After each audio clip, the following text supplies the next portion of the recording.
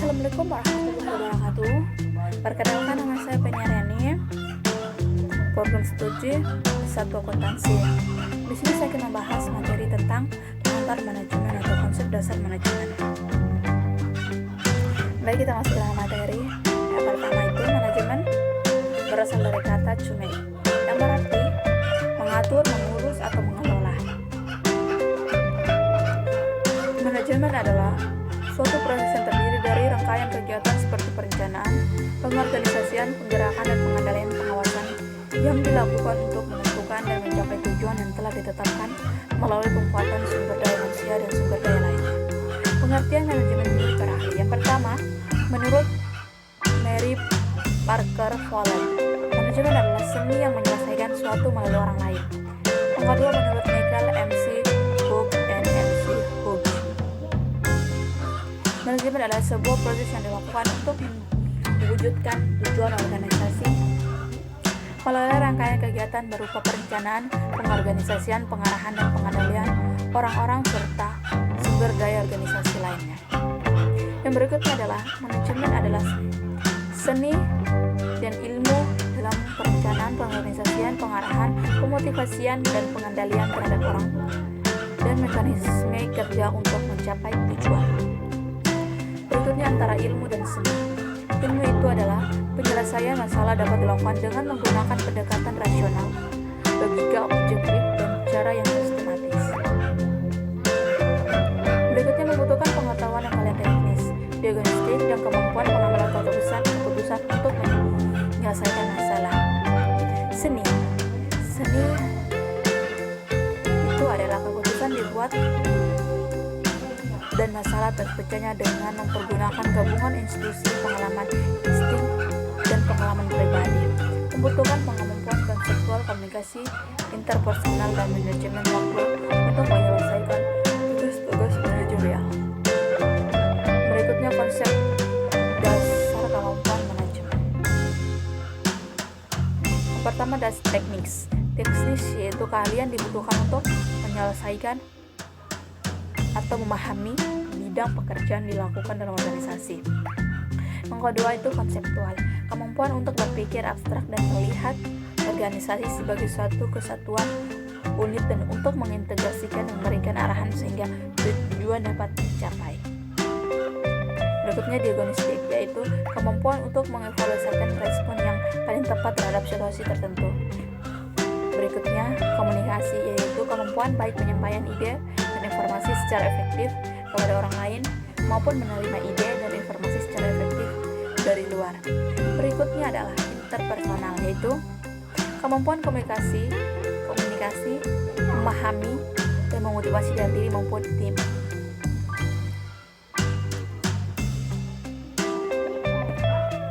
Dasar yang berikutnya, dasar kemampuan manajemen, yaitu pengambilan keputusan, kemampuan untuk mengendali dan mendefinisikan masalah dan kesempatan secara tepat dan kemudian memilih rangkaian aksi yang tepat untuk menyelesaikan masalah-masalah, memperbesar kesempatan. Berikutnya manajemen waktu, itu kemampuan menentukan prioritas kerja, bekerja secara efektif untuk mendelegasikan pekerjaan secara tepat.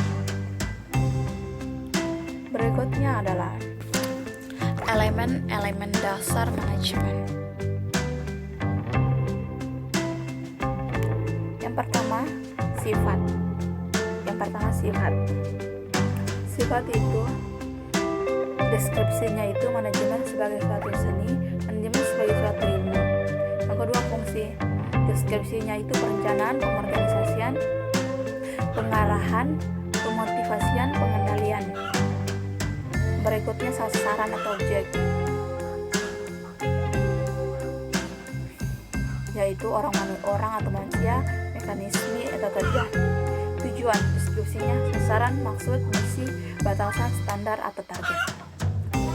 Materi berikutnya adalah faktor penting dalam manajemen. Terdapat 3 faktor. Yang pertama, adanya penggunaan sumber daya organisasi baik SDM maupun faktor-faktor produksi lainnya. Yang kedua, adanya proses yang bertahap. Yang pertama, perencanaan. Yang kedua, pengorganisasian. Yang ketiga, pengarahan. Yang Yang keempat, pengimplementasian. Kelima, pengendalian. Keenam, pengawasan. Yang ketiga, adanya seni dalam menyelesaikan pekerjaan. Yang berikutnya adalah fungsi manajemen, yaitu perencanaan. Proses yang menyangkut upaya yang dilakukan untuk mengantisipasi kecenderungan di masa yang akan datang dan penentuan strategi dan teknik yang tepat untuk mewujudkan target dan tujuan organisasi. Kegiatannya itu menetapkan tujuan dan target organisasi. Yang kedua, merumuskan strategi untuk mencapai tujuan dan target organisasi. Yang ketiga, menentukan sumber-sumber daya yang diperlukan. Yang keempat, menentukan standar indikator keberhasilan pencapaian tujuan. Yang berikutnya adalah pengorganisasian atau organizing. Prosesnya yang menyangkut bagaimana strategi dan taktik yang telah dirumuskan, struktur organisasi yang tepat dan tangguh, sistem dan lingkungan organisasi yang kondusif dan bisa memastikan bahwa semua pihak dalam organisasi bisa bekerja secara efektif dan efisien guna pencapaian tujuan organisasi. Kegiatannya melokasikan sumber daya, merumuskan, menentukan tugas, letakkan prosedur dan diperlukan. Berikutnya adalah fungsi manajemen, yaitu pengimplementasian.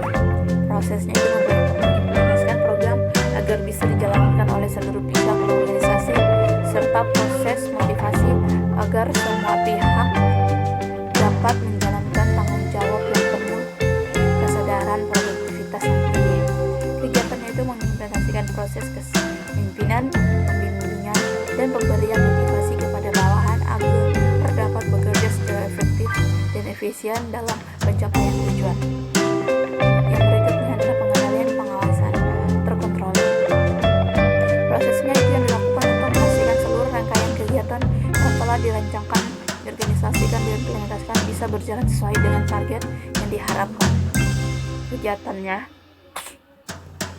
adalah mengevaluasi keberhasilan dalam pencapaian tujuan dan target organisasi sesuai dengan indikator yang telah dilakukan, mengambil langkah klarifikasi dan koleksi atas penyimpangan yang ditemukan, melakukan sebagai alternatif solusi dikurangi. Yang berikutnya adalah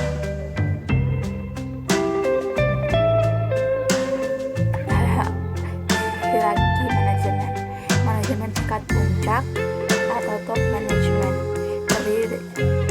terdiri dari dirui presiden atau direktur, wakil direktur kalian yang dapat diperlukan konseptual komunikasi, pengambilan keputusan, manajemen global, dan manajemen waktu. Yang kedua, manajemen tingkat dan menengah, terdiri dari kepala divisi atau departemen, kepala cabang. Manajemen tingkat pertama atau supervisi, terdiri dari supervisor, kedua kelompok kaliannya, jadi dilakukan komunikasi, pengambilan keputusan, manajemen waktu, dan teknis. Peran manajemen top manajemen atau TM atau itu adalah ide, milde manajemen, dan low manajemen. Itulah materi yang saya bawakan. Sekian dan terima kasih.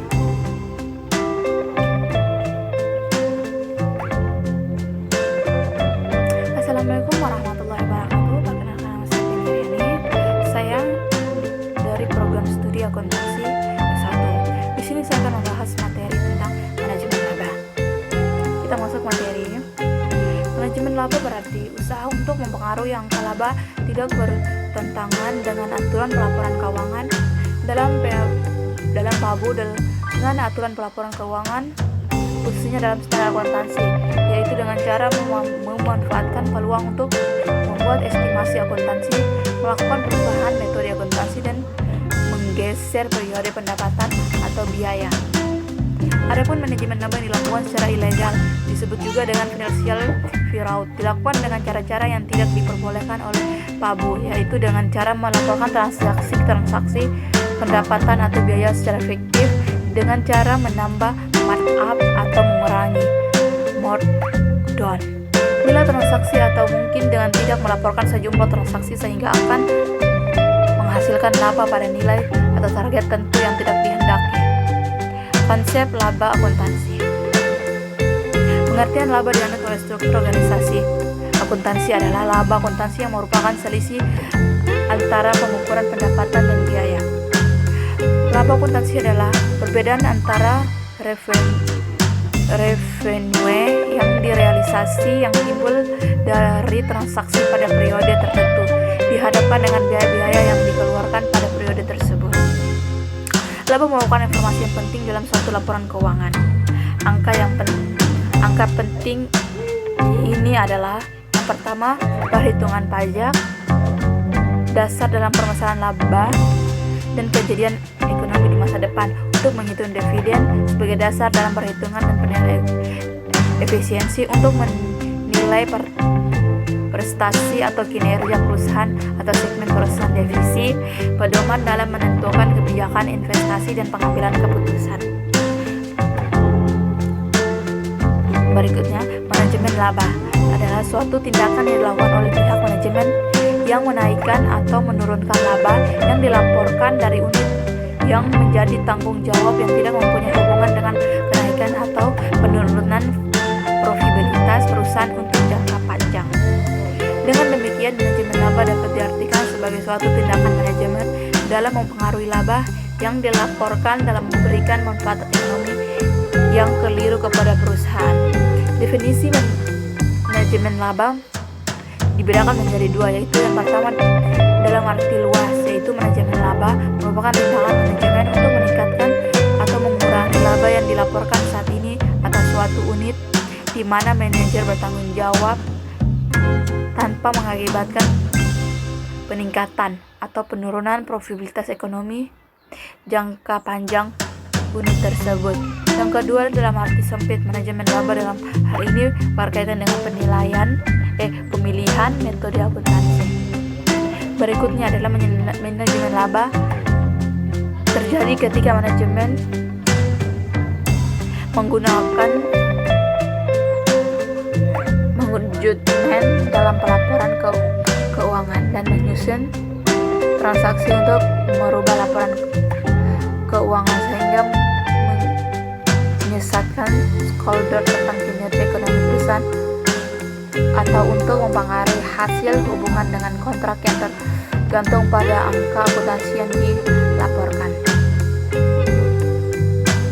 Ada 3 sasaran yang dapat dicapai oleh manajer dalam melakukan manajemen laba, itu adalah yang pertama minimalisasi banyak politik, yang kedua maksimalisasi kesejahteraan manajer, yang ketiga meminimalisasi kas pendanaan. Berikut adalah faktor-faktor penyebab munculnya manajemen laba, yaitu manajemen akrual, manajemen suatu yang kedua penerapan suatu kebijaksanaan akuntansi yang wajib, dan yang ketiga perubahan aktivitas secara sukarela. Motivasi manajemen laba. Menurut Sugiri menyatakan bahwa suatu motivasi manajemen laba adalah mengelabui kinerja ekonomi yang sebenarnya, dan itu dapat terjadi karena terdapat ketidaksimetrian informasi antara manajemen dan para pemegang saham suatu badan usaha. Motivasi manajemen laba lainnya adalah mempengaruhi penghasilan yang tergantung pada angka-angka akuntansi yang dilaporkan dengan asumsi bahwa manajemen memiliki kepentingan pribadi dan kompensasinya didasarkan pada laba akuntansi. Faktor-faktor yang memotivasi pihak manajemen untuk melakukan manajemen laba adalah sebagai berikut. Yang pertama, program bonus, kontrak utang, motivasi politis, motivasi pajak, pergantian CEO. Terjadinya manajemen laba. Yang materi berikutnya, terjadi manajemen laba melalui manipulasi akuntansi. Manajemen laba yang dilakukan manajemen biasanya dilakukan melalui manipulasi akuntansi. Manipulasi akuntansi merujuk pada pengubahan catatan akuntansi secara sengaja dari yang sebagian. Manipulasi akuntansi itu pertama manipulasi pelanggar PABU, yang kedua manipulasi yang selaras dengan PABU. Itu dibagi menjadi 3. Yang pertama pilihan metode, pengubahan unsur-unsur estimasi, pentastrukturan transaksi. Pola manajemen laba. Pola manajemen laba dapat dilakukan secara talking about atau penurunan laba secara besar-besaran, income minimization, income maximization. Yang ketiga income something atau perataan laba. Perataan laba dapat dihasilkan dari hal-hal berikut: natural income something, internal income something, real income something. Berikut yang ketiga artificial income something atau ICE. Makasih. Itulah materi yang saya bawakan. Sekian dan terima kasih.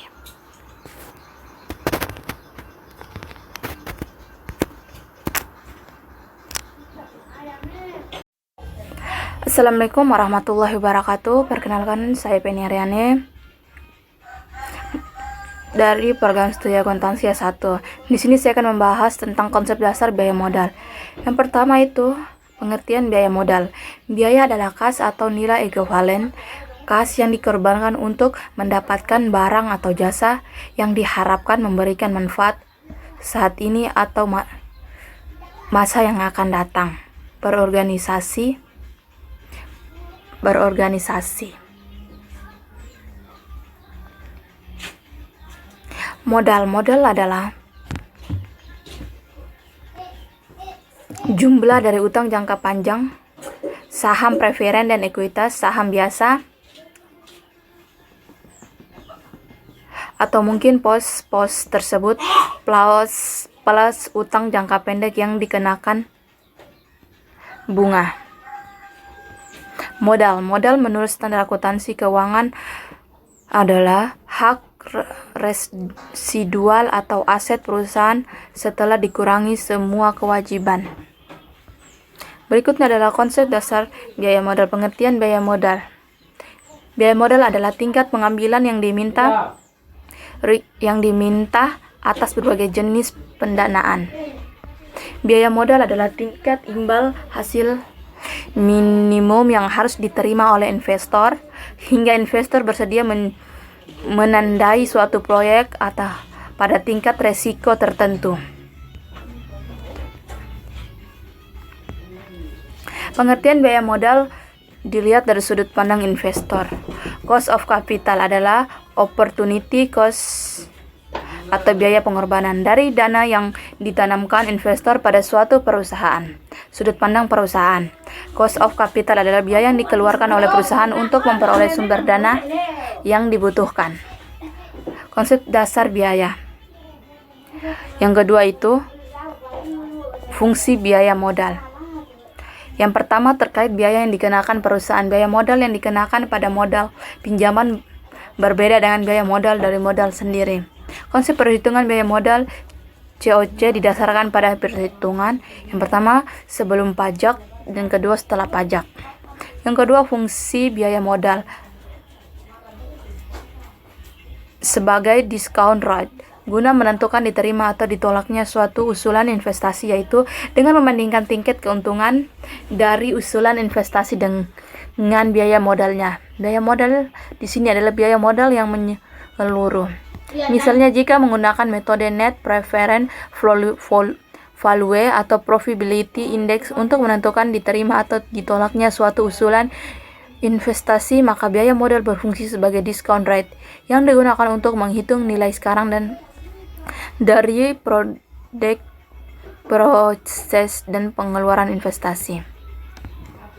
Pengertian discount rate adalah suatu tingkat balikan dalam present untuk mengkonversi sejumlah uang yang akan diterima atau dibayar dalam bentuk rangkaian arus kas di masa datang menjadi nilai kini Nilai kini. Faktor diskonto digunakan untuk mengkonversi nilai mendatang menjadi nilai kini.